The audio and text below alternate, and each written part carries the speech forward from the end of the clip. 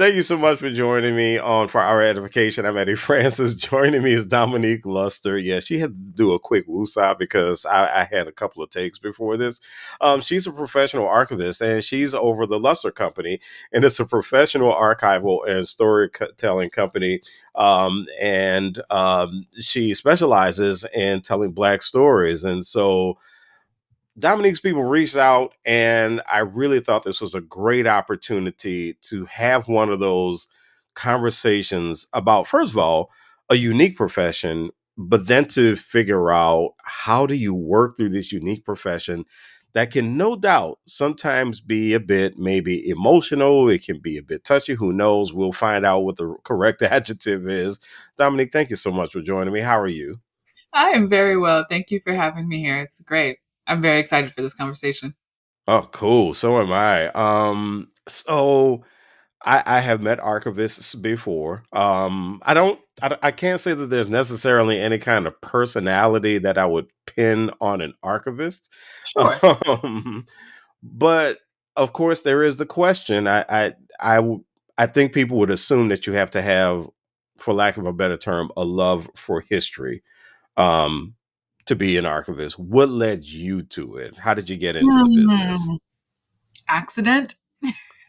Um, Oh, so you got into the way a lot of us get into our businesses. Accident, trip and fell.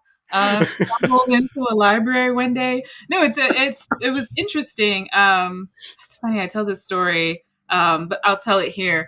So back in the I guess the Stone Age, I guess back in the day during my undergraduate degree, I was in a situation where I really honestly I just needed a campus job. I'll just be very honest, and I've been very honest about this. Like I just needed a job. I had a lot of programs going on and activities, and it was a time we were students, right? Like, and I just needed an on-campus job, and I was working through my thesis program and all these things, and so like a real job sounded real unpopular to me, and just being honest.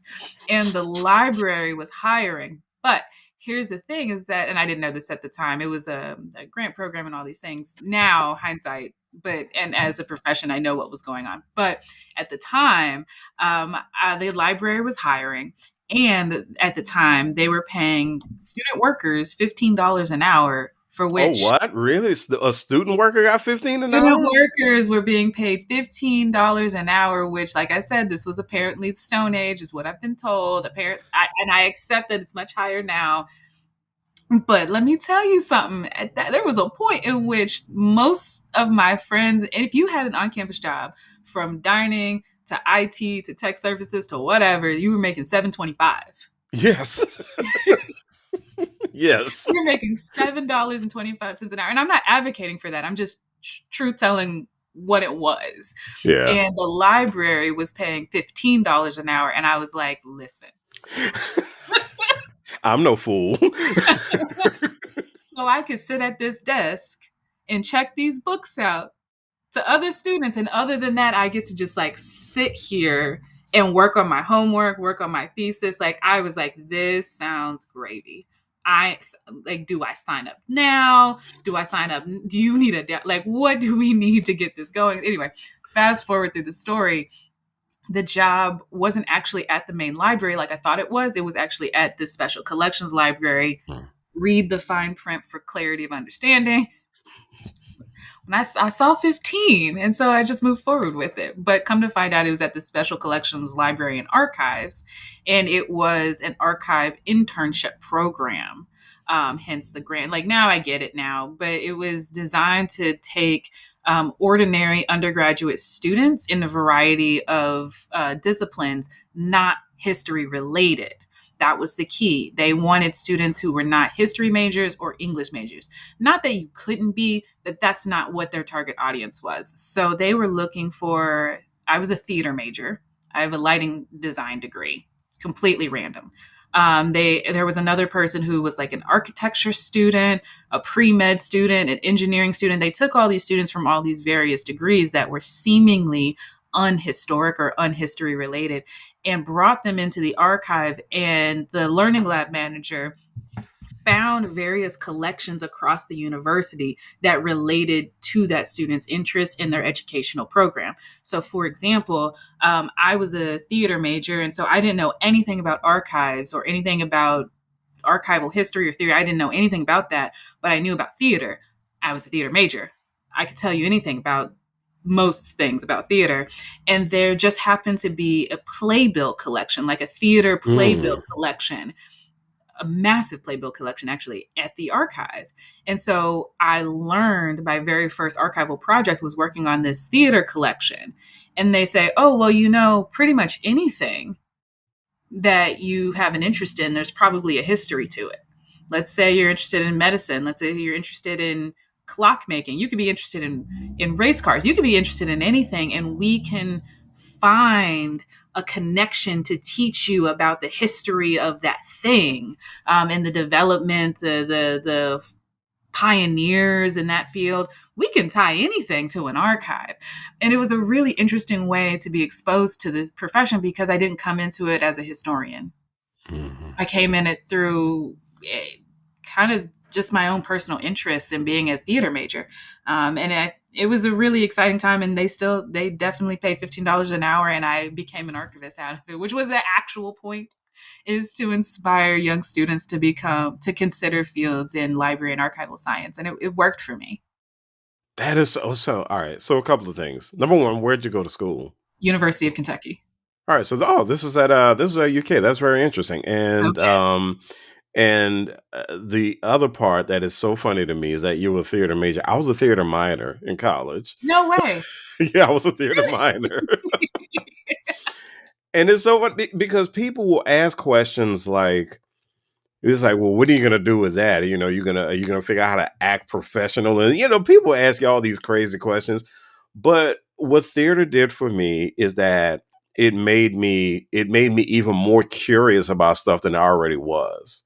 I agree. And I always wanted to know the background of something. So you did lighting design. I actually wanted to be on stage. And a lot of people don't realize this, a big part of being a great actor is really researching your character and Yes. understanding the character and that sort of thing, and learning something about the history of that character's people, and just getting a whole background that people don't, it doesn't come out.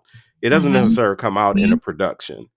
Hmm. um but when you see the actor doing things and you start to wonder, well, why the actor do this? Well, it's probably because the actor researched something about that Hmm. character or something. Hmm. And so I can actually see how theater led to your being an archivist. Very, for me, it's easy to see. I see it. It really makes a lot of sense. So I don't know how much, general audience may know about the what happens behind the scenes in your favorite theater show or Broadway show. Maybe you've seen some show on in New York or on Broadway or something like Mhm. that. Let me tell you that there are props, costumes, lights, sets, dozens of actors. Like it is a major orchestration. I would say actually, it's Mhm. a major orchestration. And you can, and on complex shows, you can have set pieces that move in and out. You have lights that come in and out. You have costume change. I mean, you could have these shows move on trucks, right? Like they're huge. And having worked both in theater and lighting, and then studying theater throughout college and working throughout college, I worked on a lot of shows in and out of some really amazing shows, some really amazing places.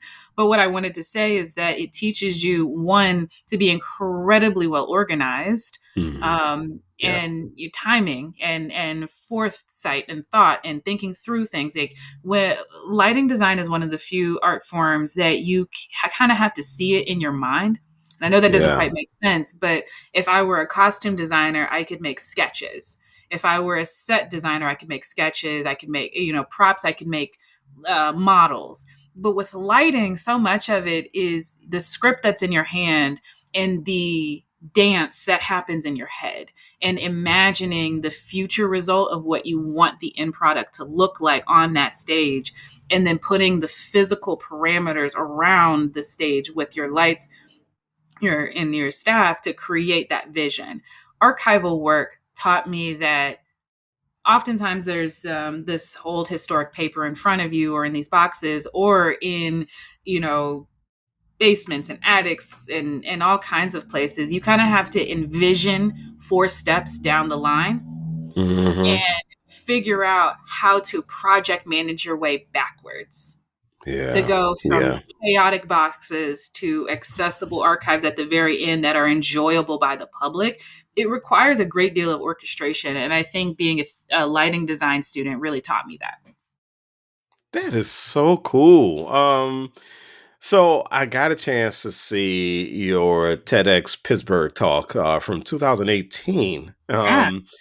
And you opened that talk by asking the question, how would you feel if your entire cultural identity was erased?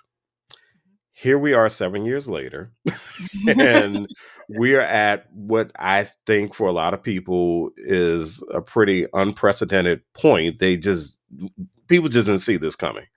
Um, and so people are wrestling. We're wrestling with this right now in the current socioeconomic, socio-political climate.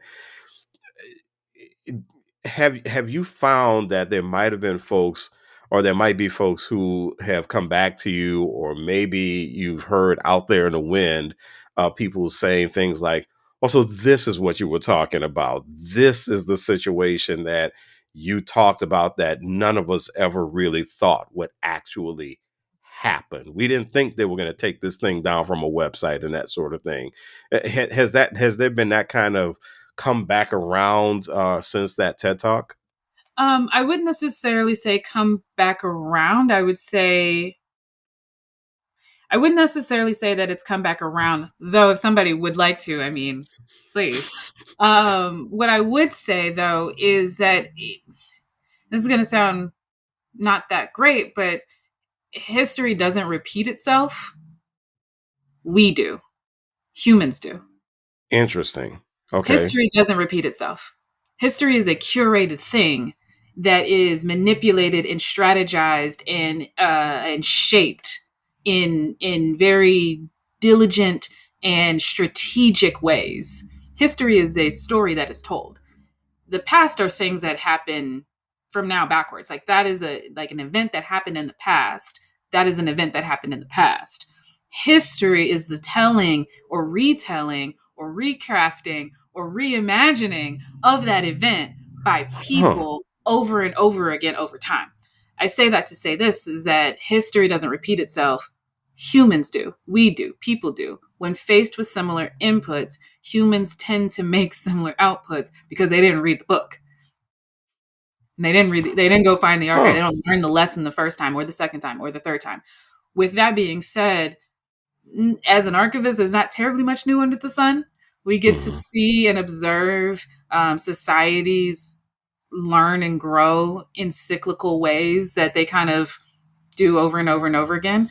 And I will say from that talk to now, there's if somebody I could show you a photograph from the 1940s that you might think was today of Black Pittsburgh, right? Like, or of Chicago or of New York. I could show you, I don't know, a letter, or we call it an email or something like that, and you might think that, oh, this was in 2022 when actually it was in 1922, right? Hmm.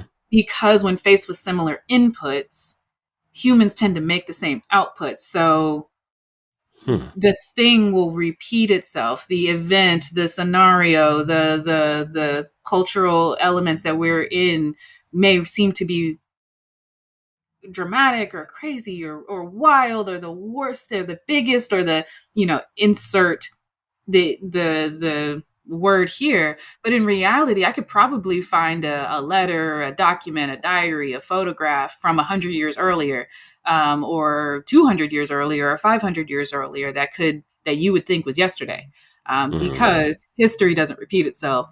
Humans do when faced with similar inputs. Has anybody, whenever you said that, has anyone ever said, "Of course, history repeats itself"? Has anyone wanted to debate you about it, like you know nothing about your work? No.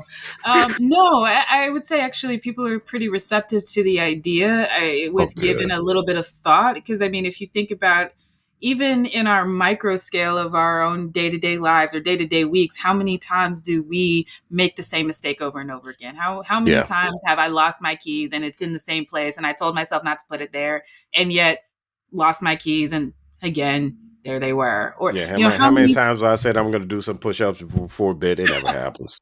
so it just it can go from a very small scale. Like that's what I mean is when we say, you know, history doesn't, I think we, the phrase comes about from an idea of distancing from responsibility.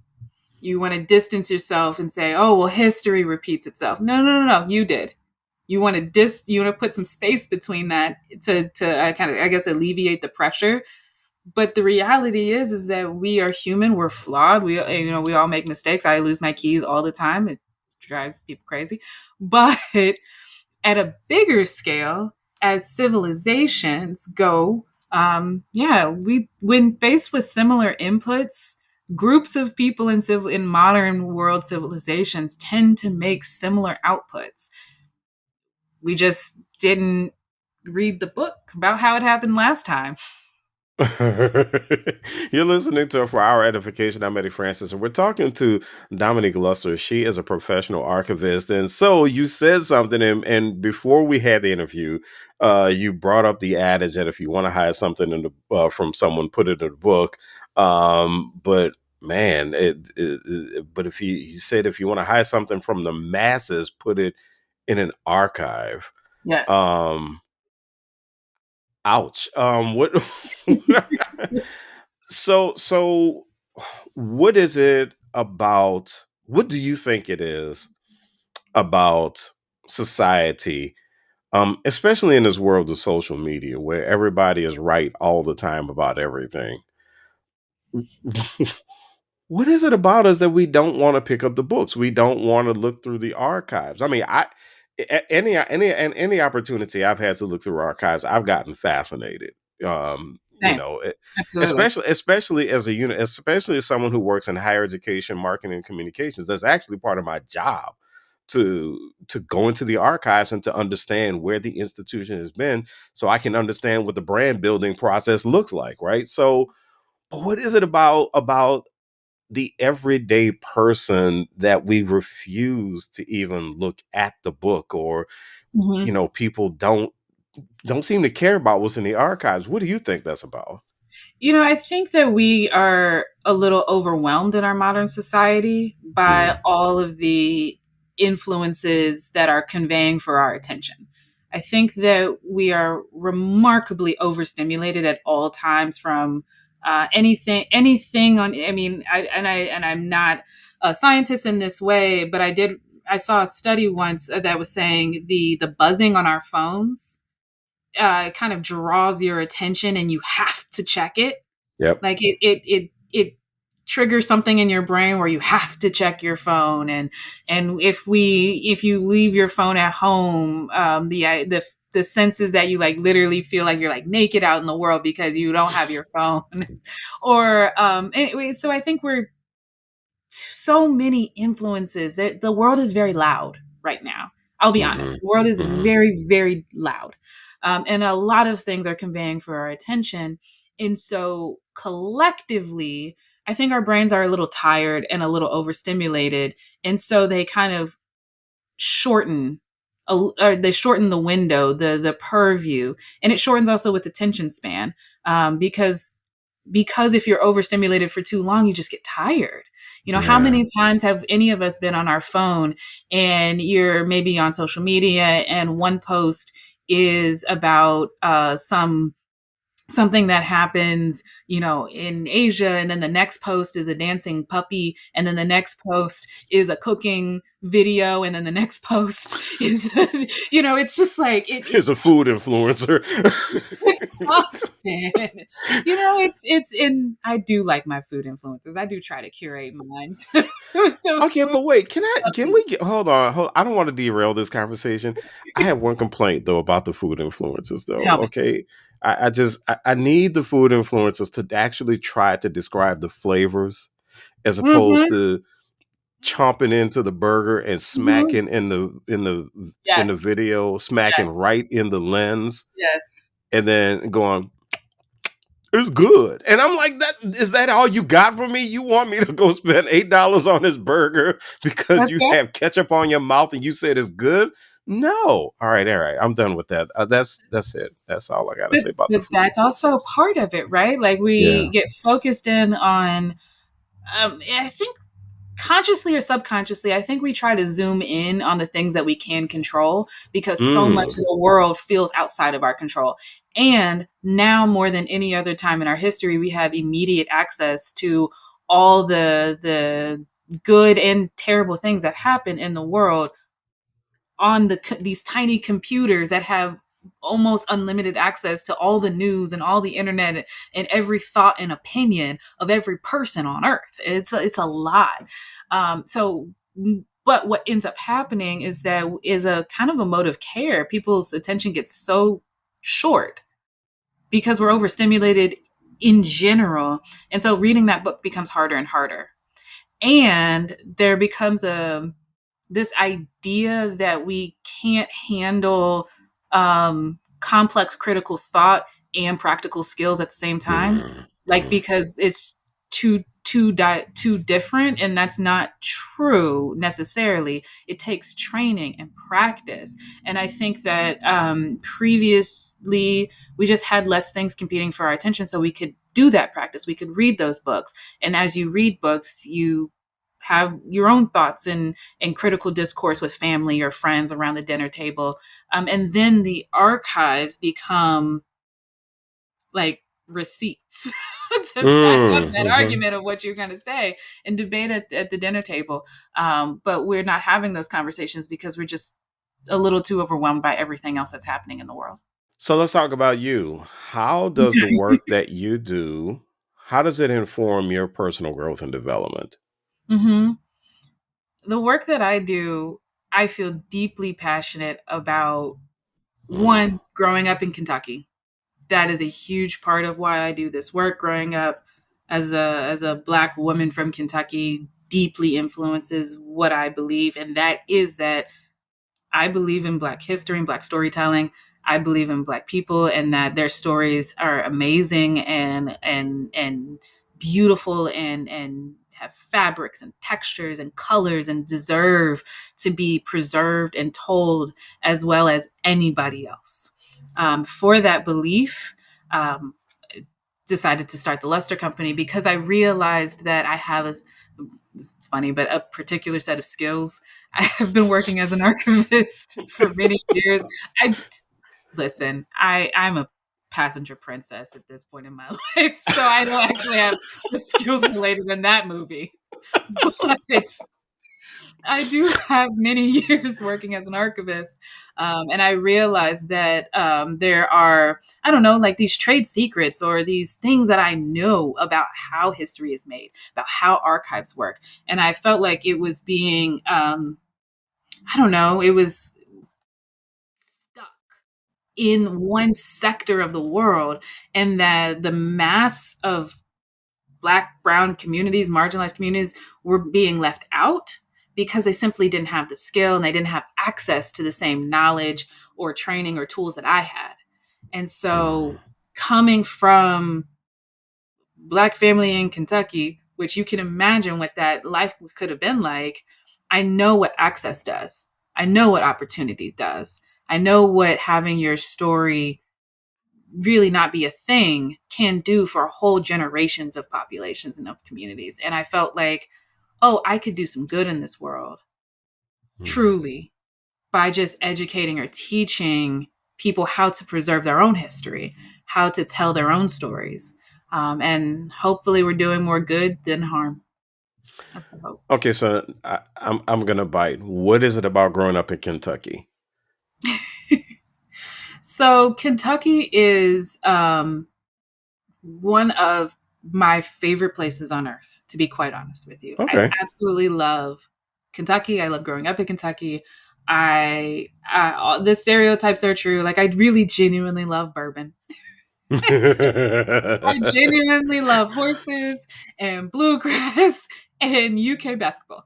I like it's all true. Like those things are true. Okay.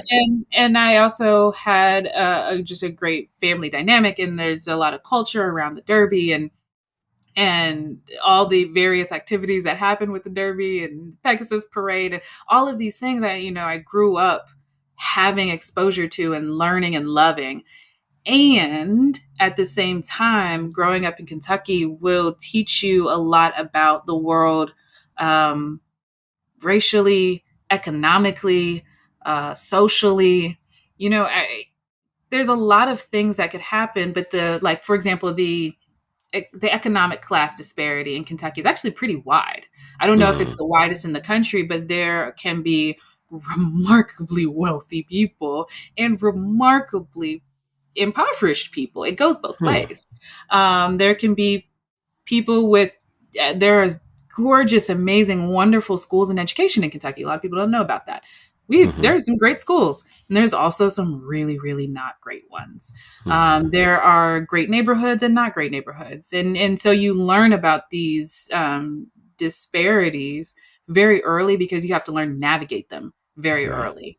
And I would say that navigating those disparities, or at least the differences, economic, social, cultural, racial differences, are exposed to children pretty young. I would say, like, you learn very quickly what it's like to be Black. You learn very quickly what it's like to be a lower class, lower economic class, and you learn how to navigate the world in a very, I would say, overt way. Like the disparities are very overt. It's not subtle. It is, this is the line, you stay on that side. This is this Mm, neighborhood, you stay on that side. The lines are clearer, and you learn to respect them very hmm. early, so that as I got older and moved into more nuanced or subtle environments, Yeah. I could see it a little bit clearer, Yeah. if that makes sense. Oh, it makes coming from Louisiana, it makes perfect sense. Okay, yeah. Especially coming from New Orleans. So you mentioned that you're passionate about your work. How do you practice personal leadership with the amount of passion that you have for your work? That's a really great question. I I'm in a season in my life where not only do I love my work, I love being an archivist. I love archiving Black history, Black story. I love being an archivist regardless of the history. I also am learning. I love being a businesswoman. I love it. Hmm. I love it. This personal journey that Dominique, have been on to grow in my own entrepreneurship is what it's like my special interest right now. I love all every business book. I'm reading it. Every leadership book, podcasts. Mm, It's just I love it. I love hearing and learning, checking out other business owners and entrepreneurs that are further ahead in their journey than I am. You could see me sitting there all day listening, just like, wow, I never thought of that. Um, but isn't it fascinating? I mean, I'm a business owner too. Isn't it fascinating? Love it. It's amazing. Especially the leadership stuff. It is absolutely fascinating to me. It has been for me as well. And watching how other people, again, who are a little bit further or much further ahead, who have bigger teams or Hmm. have, I don't know, larger revenues or whatnot, watching how they lead their teams. What do they lead with? How do they start? How do they offer feedback? How, like, learning how other leaders lead has been fun for me. I don't, I don't know how else to say it, but it's genuinely been fun for me personally. Um, I love a good business podcast. When you're learning about how other people lead, when do you find yourself getting to the point when you're saying to yourself, no, you're doing it all wrong? Or when do you find yourself saying, okay, this is good, and I'm going to take some really really good points here and apply it to the way I do what I do? Mhm. When do you find yourself getting to those types of points? I would say the answer is usually the same point either way. Meaning, on the Interesting. one hand, I could say, oh, that's cool. I'm glad that that worked for them. I don't think it would work for me. Yeah. Or, wow, that's brilliant. I never thought of it that way. Let me try it. That point in me is usually I'll say I grew up in the South. I identify as a Christian. And I find that sometimes things just like ring true in your own Hmm. personal discernment. And I think that sometimes you find a reflection of a really good point reflected in scripture somewhere. Or Hmm. it just makes sense, or it's in alignment, and you're like, no wonder that works, or no wonder that makes sense for me, or I'd like to try that. Because if it's in alignment, you're like, you can kind of rest and say, ah, let me try that and understand that this concept, even if it's being applied in, say, a business application towards team culture, or how we manage our clients, or communication, things like that. How do we send emails? When you find little nuggets like that that you can find backed up or reflected in scripture, you're like, okay, that makes sense. Conversely, oftentimes you might hear how someone leads their team, or how someone hires or fires or something like that, and you're like, don't know about that. You know, I'm very southern. Like, No, that's fine. Yeah. you can start wiggling in your pew a little bit. Like, I Yeah. don't think I don't think that's what they meant. That's usually a litmus test for me: is can I see this reflected in the personal Christian beliefs that I hold to be true? Yeah. Yeah. Yeah. I can't tell you how many times I have watched someone make a bad decision with a team member, and I'm going, you probably need to learn to lead yourself before you lead other people, because you just got rid of this person over a personality clash, Mm-hmm. not because they violated a policy, Mm-hmm. not because they were bad at their jobs, but because you simply did not like them. and and I think one of the trickiest things about leadership that I've learned is that you have got to learn to, like you say, you've got to use the power of discernment. You have got to figure out when the decision you're making really is an irrational decision. Absolutely. And you really have to figure out when you need to just go ahead and put your feelings aside, Mm-hmm. pack them away, and just make a sensible decision, Mm-hmm. because this is all about accomplishing a goal. Mm-hmm. This is not necessarily about liking the person with whom you're trying to accomplish the Absolutely. goal. Absolutely. And I think that becomes really, really tricky in leadership. I've seen it happen so many. I'm in a fraternity, so I can't tell you how many times I've sat there going, brother so and so, you're upset. Could you please just could you Yeah. could you please not do the frat boy thing and do the smart thing? Let's do the smart thing here, Absolutely. and let's understand what this brother's actions are about. It's gonna be fine. We're all gonna live through it, you Yeah. know. And to that point, actually, I don't know. I'll say up front, I don't remember who exactly said this. So if somebody else knows, please let me know. But 90% of issues, or 90% of conflict, I find comes from mismatched expectations. Ooh, I love that. Like 90%. Some things are just broken and wrong. That's the other 10%. Yeah. But 90% of conflict or issues, and I have found this to be professionally, with my work, with my team, with my clients, and personally in my own life, 90% of the issue is probably mismatched expectation combined with not properly communicating that expectation. Yeah. So Yeah. you're dealing with a situation where you may be looking to let someone go. Oh, let's say it's over what actually results down to a personality issue.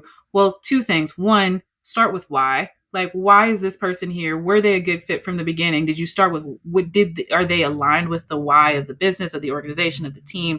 Are they understanding? Did you efficiently communicate your expectations to this person and their role on this team, on this project, in this fraternity, on whatever it Hmm. is? Where was their role properly communicated, and was the expectation set from the beginning?